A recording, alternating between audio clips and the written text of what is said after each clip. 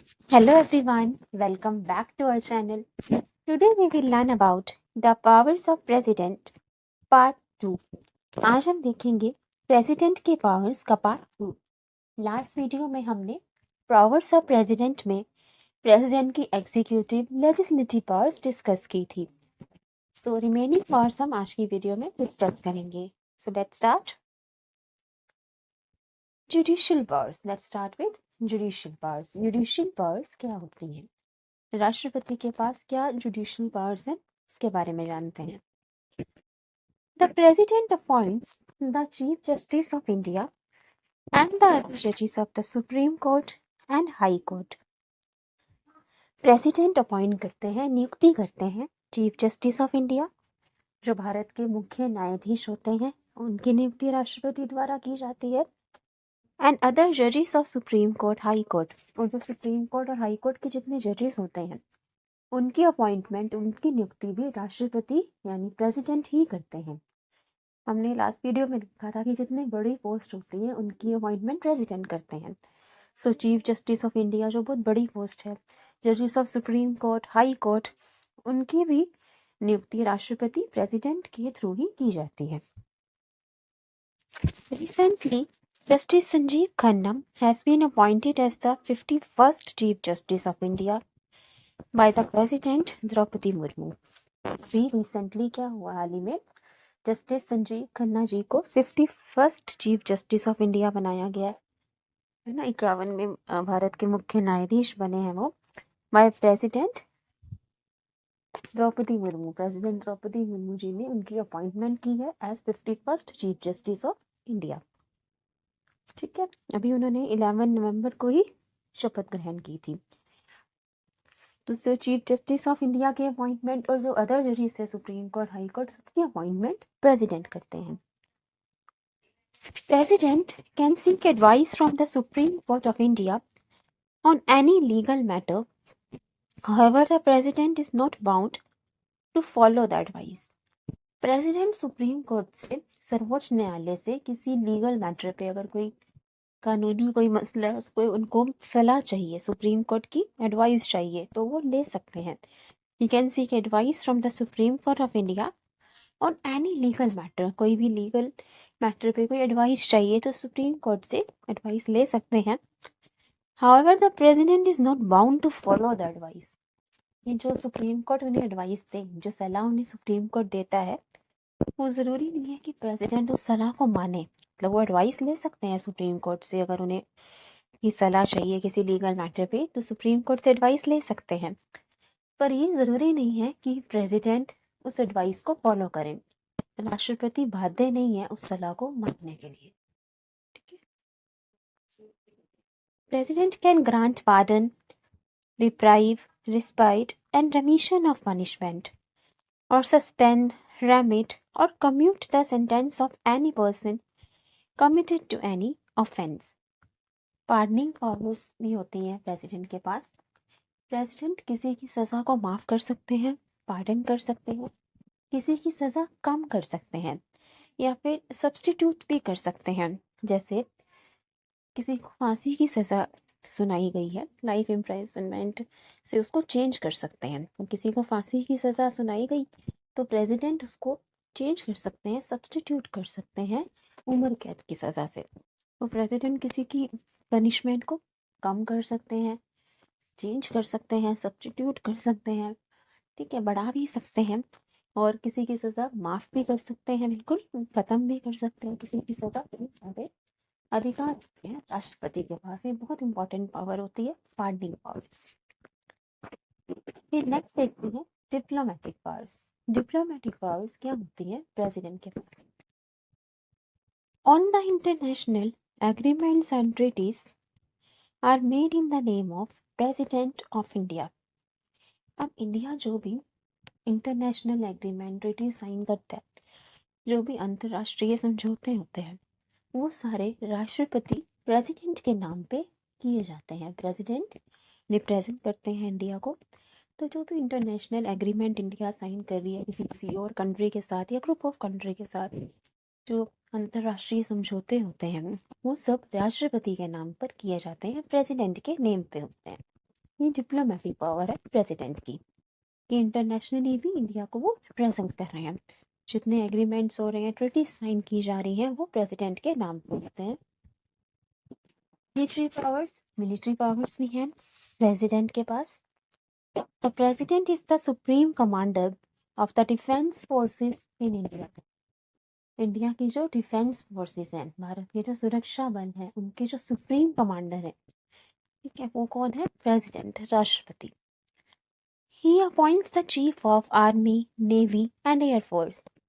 Army, navy और air force के जो चीफ कमांडर होते हैं, जो उनके चीफ्स होते हैं, उनके जो मुख्य हैं, उनकी भी नियुक्ति राष्ट्रपति के द्वारा ही की जाती है। तो जितनी भी बड़े पोस्ट होती हैं, बहुत बड़ी पोस्ट है, उनको अपॉइंटमेंट प्रेसिडेंट ही करते हैं। तो आर्मी, नेवी, एयरफोर्स के चीफ भी प्रेसिडेंट ही अपॉइंट करते हैं।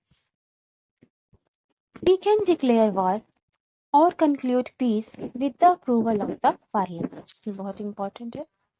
प्रेसिडेंट किसी भी देश के साथ वॉर डिक्लेयर कर सकते हैं, युद्ध की घोषणा कर सकते हैं कि इंडिया स्टेट ऑफ वॉर है विद दिस कंट्री, किसी भी कंट्री के साथ डिक्लेयर कर सकते हैं वॉर इंडिया की, ठीक है, युद्ध की घोषणा कर सकते हैं।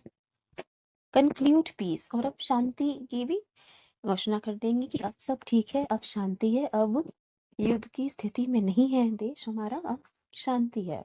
We can declare war or conclude peace with the approval of parliament. इसके लिए उन्हें पार्लियामेंट की अप्रूवल लेनी पड़ेगी।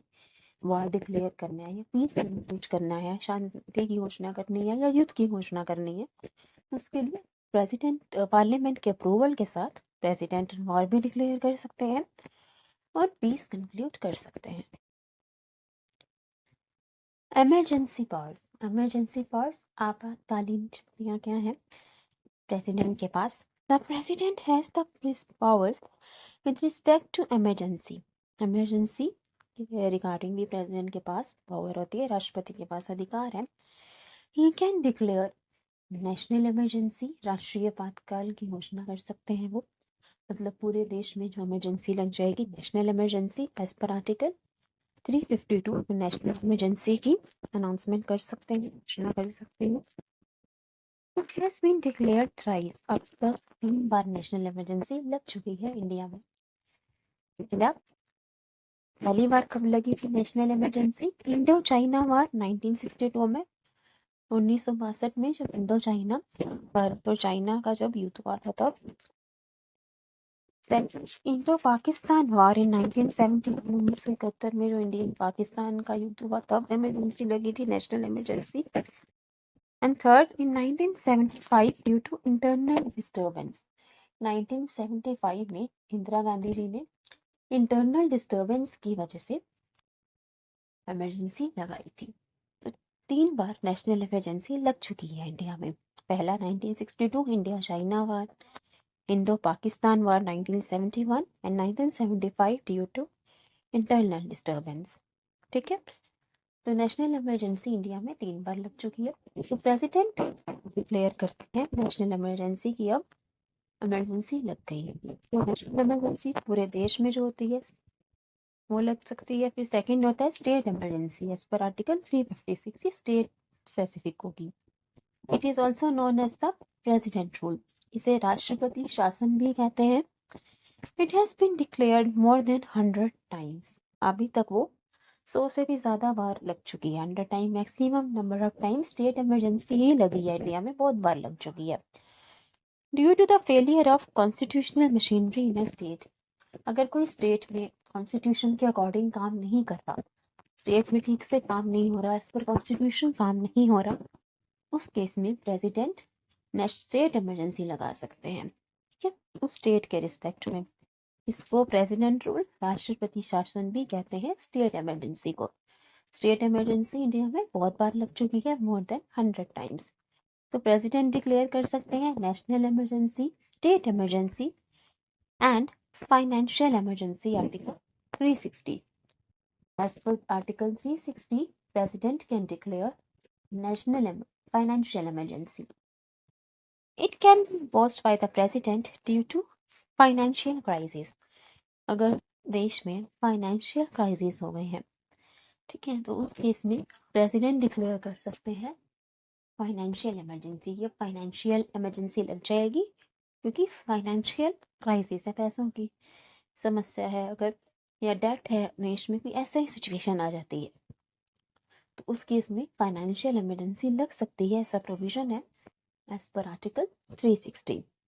It has never been declared in India. अच्छी बात यह है कि आज तक कभी भी इंडिया में, भारत में फाइनेंशियल इमरजेंसी नहीं लगी। हालांकि लगा सकते हैं राष्ट्रपति एज पर आर्टिकल 360। तो national emergency, state emergency, financial emergency लगा सकते हैं प्रेसिडेंट। ये प्रेसिडेंट के पास पावर होती है कि प्रेसिडेंट डिक्लेयर कर सकते हैं कि इमरजेंसी लगते। सो हमने पावर्स ऑफ प्रेसिडेंट डिस्कस किया। I hope you like it, पर कुछ रिवीजन कर लेते हैं। जुडिशियल पावर्स हमने देखा, प्रेसिडेंट अपॉइंट करते हैं chief justice of India, other जजेस of supreme court, high court, Bharat के मुख्य न्यायाधीश, फिर उच्च न्यायालय, सर्वोच्च न्यायालय के जो न्यायाधीश होते हैं, सुप्रीम कोर्ट, हाई कोर्ट जजेस के अपॉइंटमेंट भी प्रेसिडेंट करते हैं।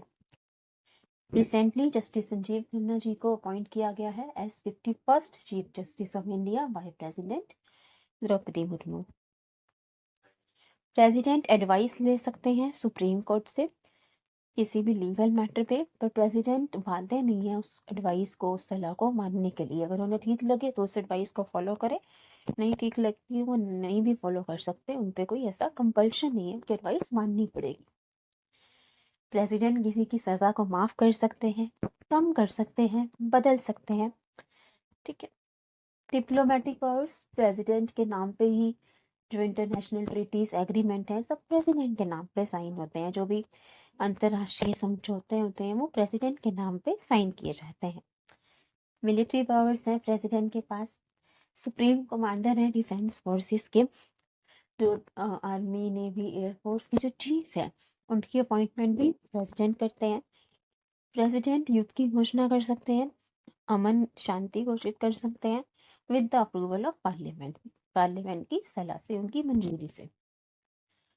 इमरजेंसी पावर्स, प्रेसिडेंट इमरजेंसी लगा सकते हैं। कितनी तरह की इमरजेंसी होती है? National emergency, state national emergency article 352, state emergency 356 and financial emergency article 360. I hope you like it and understand. If you have any queries, please feel free to ask. Thank you everyone. Please like, share and subscribe. See you soon. Thanks for watching.